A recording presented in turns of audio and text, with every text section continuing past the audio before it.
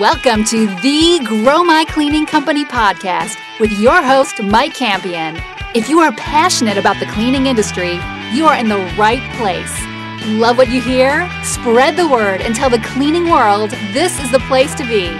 Want more? Check out www.growmycleaningcompany.com for free online video trainings, free ebook downloads, free blog posts, and of course, all the podcast episodes. Everything you need to grow your cleaning company is at www.growmycleaningcompany.com. And now, on with the show.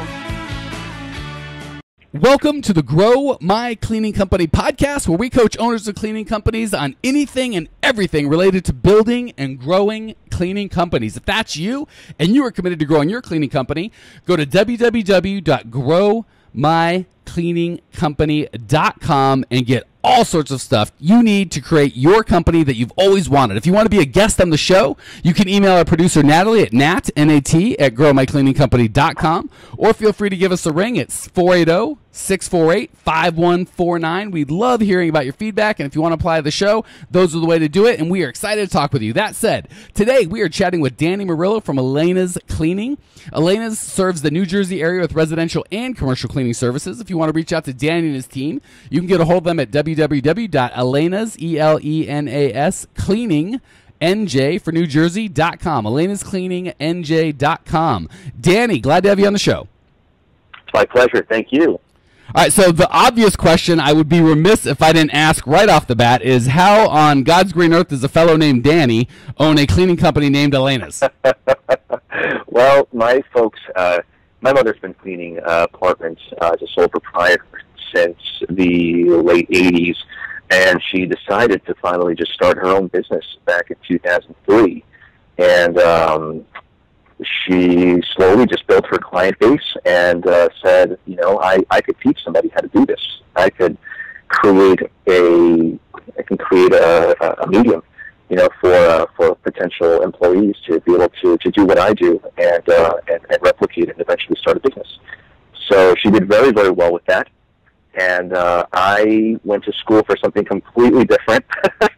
And, you know, while I was at school, I did computer animation.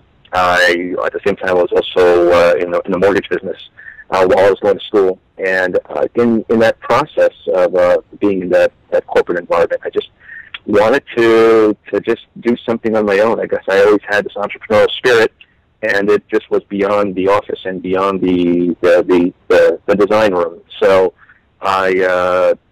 my folks finally wanted to throw in the towel and say, listen, we're thinking about selling our business. I said, don't do that. Let me come back and see what you folks are at and what your client base is. So I came back, gave it some technology, gave it a website, gave it a new logo, and made it my own. And ever since then, the employees, the system has been doing great. The northern New Jersey area has been very good to us, and I'm very happy. So I'm happy. Awesome. Well, how long ago did you make that transition and take over? In 2007. So I've been at it for 9 years almost. Oh my gosh! Congratulations. And how many people do you have on your team as it is? We have a total of 8 employees. Perfect. Currently. Perfect. All right, man. So, are you married? Do you have kids? Is this your passion? What's going on personally? Yeah. I do have my child, and I am married, and this is certainly something that I am just looking to grow. You know, it's a work in progress. Every single day, something new, and that's okay. You know, I'm a problem solver, and you know, we as much as we have wonderful gains and amazing benefits that come out of the service, of course, there's always things that arise. And you know, with all the experience that we've had over the years, I think it's really made this small company amazingly great as it has been up until today. So I'm very happy about that. Awesome. Well, if you were looking to grow, you were in the right spot. So let's jump right in, my friend. Yeah. What can I help you with today? Well, I wanted to go ahead. You know, I was listening to some of your previous recordings, and thank you so much for the opportunity to be on the show today. And my question was, how could I make this business ultimately run itself? What could I include inside a business model to have a business to have this type of work run itself, because I feel like I have to always be out on the field. I feel like I always have to be present. I feel like if I do go away for a week and I leave somebody in charge, something might happen. I might not be there. Who's going to make that certain call and that certain decision? And sometimes that just tends to cause a little bit of worry. And one day, in growing my business, I want to eventually maybe, aside from growing it, also start another venture or do something outside of work. And how can I do that? If the business does not run itself without you. So I feel like I'm a key part of it, which is fine. But at some point, I would like to go ahead and have it be run differently. Okay. Have a model where it runs itself. And by no means are you alone. That is absolutely something that Cleaning Nation is interested in and deals with. And I have the honor of getting to deal with cleaners every day on that topic. So happy to. And I don't know that we've shared that specifically on the show yet. So that's a great question. I know that we're going to get a lot of good feedback. Excited to dive in. So first of all, I'll give you the short, easy one-word answer, and that's systems. But just in case you didn't call in for one word that I could have emailed you, we'll talk about that a little deeper. Yeah, systems ultimately are what's going to set you free. Because really, what you're talking about is I want things to run the way that I want them, whether I'm there or not, correct? Correct. Okay, so another way to say that, and again, stop me if I get off track or I say something you're like, no, that's not quite me. But another way that I would say that is I want people to make the same decisions that I would make, but I don't want to have to be there to make those decisions for them. Is that a fair jump? Absolutely, yes. Okay. So when I say systems, a lot of people hear, oh, that's for MBAs and smart people, and that's super technical, and that's boring. I don't want to do it.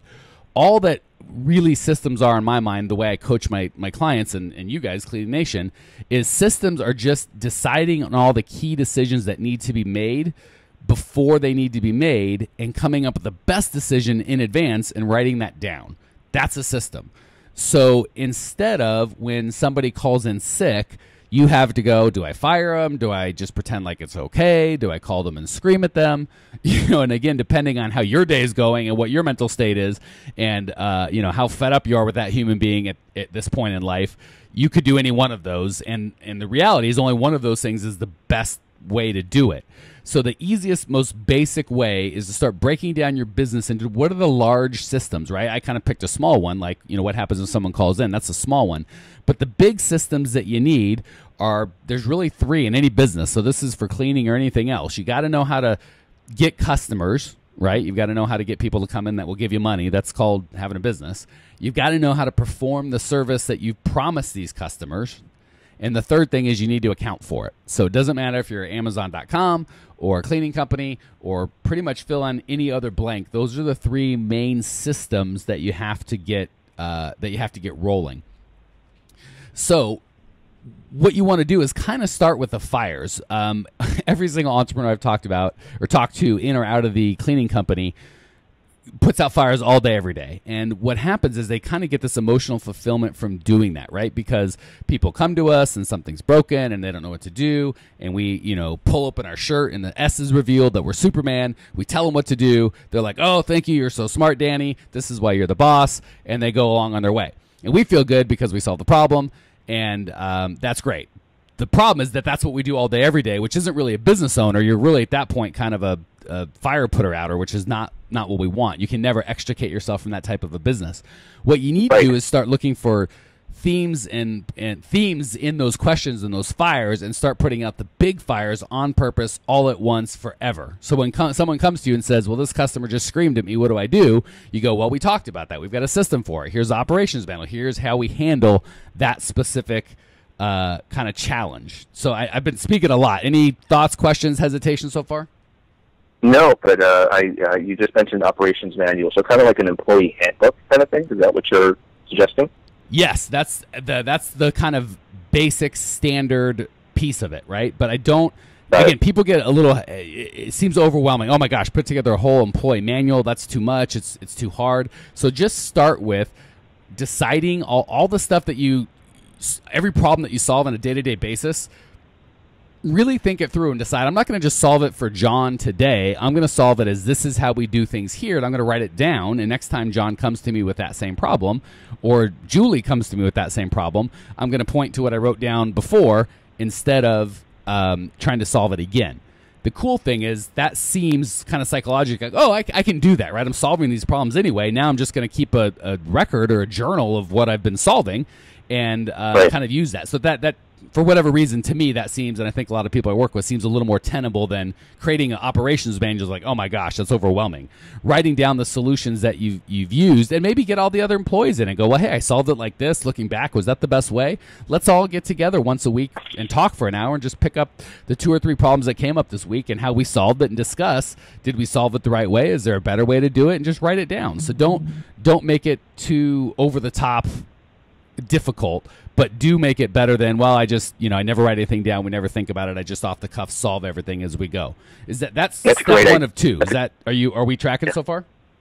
Yeah, that's a great idea. I never thought about that, to actually just sit down and go over the problems that we faced last week or the past 2 weeks, and talk about how we solved them and how we kind of continue to do that and make it better. That's a wonderful piece of advice. Thank you. Yeah, and be transparent, right? The goal is not for everyone to come around and be like, yeah, Danny, you're the smartest. You solved it right. We're so glad to have you. No, absolutely. Yeah, that'll make you feel great, but it's not going to do much for your business.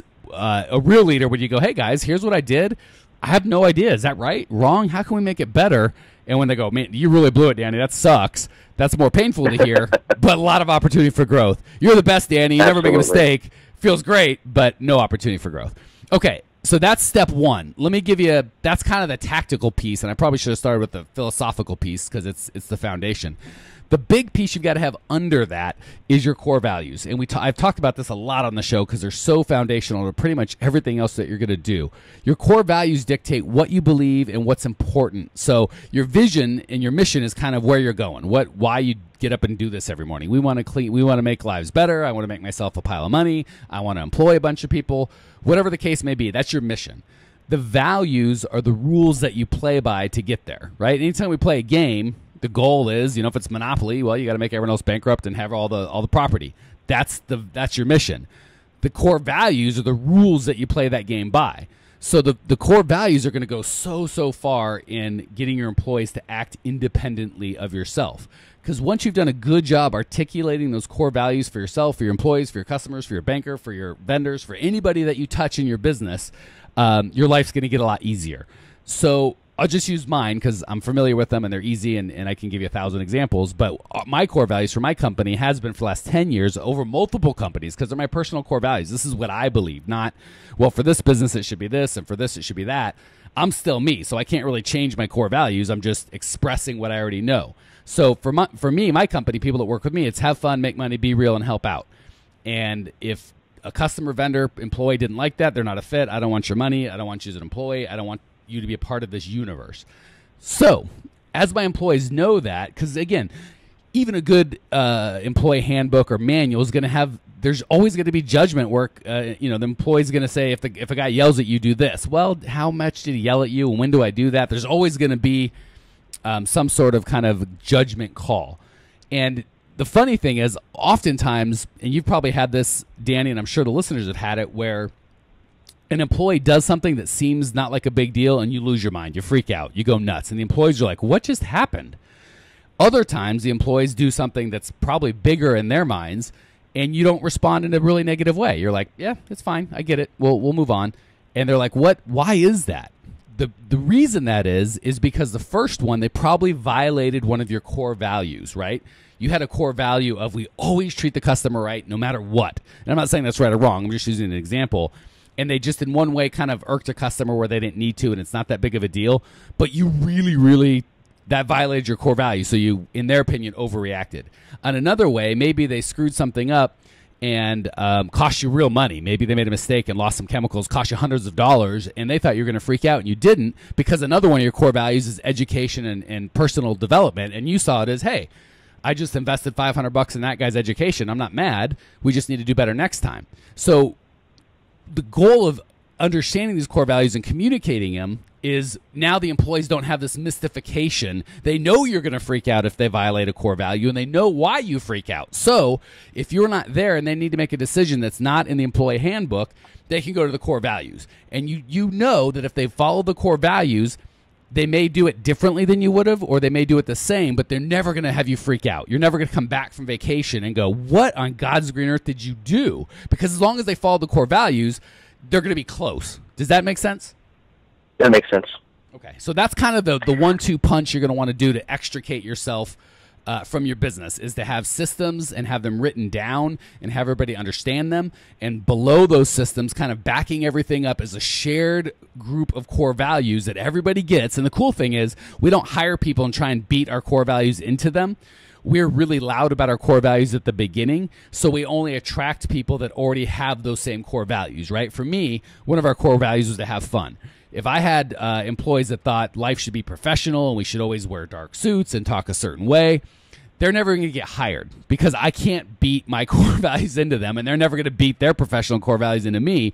We're just going to have frustration. So the cool thing is, once you get this right, instead of saying, hey, we're looking for people that have a driver's license and are over 21 and are drug-free, that kind of nonsense. Not that that's not important, but instead of that, you're like, we're looking for people that like to have fun and like to help out and are into hard work and, teamwork or whatever your core values are. That's who you start attracting. And all of a sudden, people naturally make decisions the way you would make decisions because they already have the core values that you have. So once you kind of get that train rolling, it's very hard to stop. Got it. All right, cool. That's my rant for the day. Any other questions or thoughts before we move on to lightning round, my friend?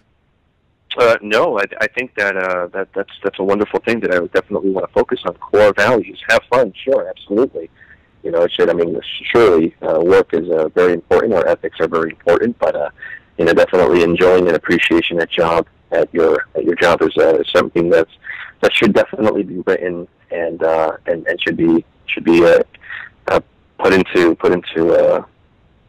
applied. So that's wonderful. Thank you.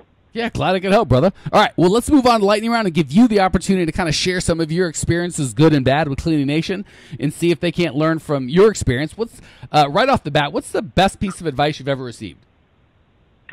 The best piece of advice I have probably received from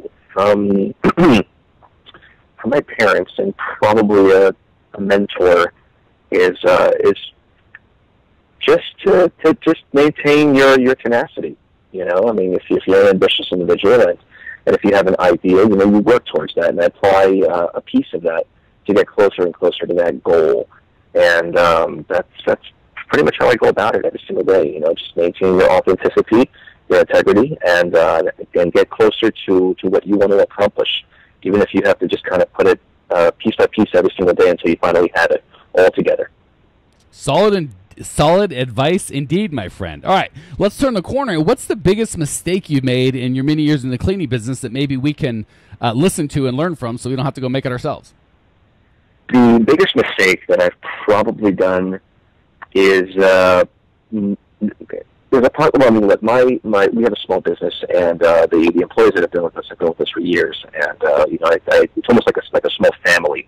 But sometimes getting too close to your employees, even outside of work, can potentially be a little bit of an issue because things become personal, and then sometimes it goes beyond being professional in the workplace.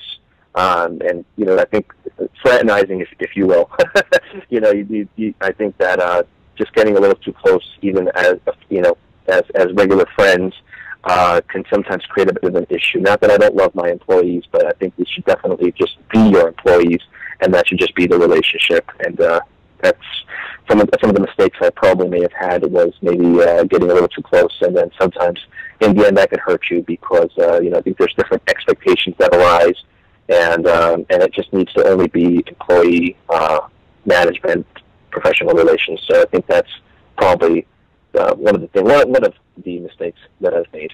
Okay. Thanks for your transparency and your feedback. That is definitely something you've got to be careful of. All right, last question. What's one idea that Cleaning Nation can put into practice today that will improve either their lives or their business? This could be personal, business, just anything they'll get some value out of. Something that they can go ahead and put into value. Just again, just work towards your goals. And if you have an idea, certainly just put attention into the idea, and piece by piece eventually accomplish that as time goes by. As long as you just maintain and you know who you are and apply your core values, as you had mentioned. I certainly have core values, but I never really put them down on paper. I think that's certainly something to strive for, and they'll definitely maintain everything where you want it to be. So, yeah. All right, cool. Yeah, and core values that have not put I have a name for core values that you haven't put on paper. Those are called a secret. So, all right, cool, brother. Well, hey, I really appreciate you for joining us, and thank you for sharing your story, your passion, your excitement, and your desire to grow. I appreciate you. I know Cleaning Nation appreciates you. If you want to check out Danny's show notes page and discover everything you need to grow your cleaning company, you can do that at www.growmycleaningcompany.com. Leave your questions, your comments, your rude remarks. I will see you there. Congratulations! You are now 16% smarter. Still can't get enough cleaning goodness? Go to www.growmycleaningcompany.com for more of the good stuff. Ever want to be rich and famous? Owners of cleaning companies as well as industry experts can apply to be featured on the show by emailing our producer Natalie at support@growmycleaningcompany.com. Until then, don't miss out on all the latest cleaning industry lovin' at www.growmycleaningcompany.com. Check it out now.